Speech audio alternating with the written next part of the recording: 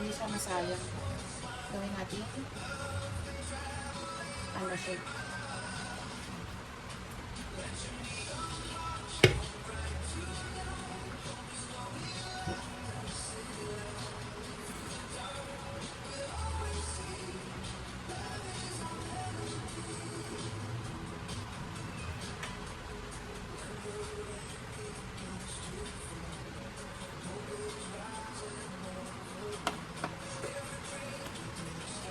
Stop.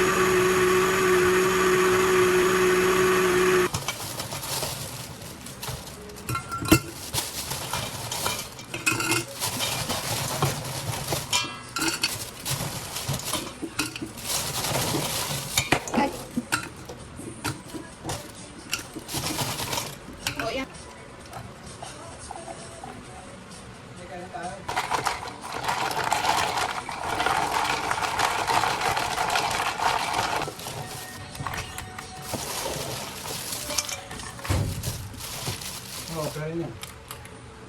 Sarap. Hindi na sa akin. Sa lahat? Gusto mo?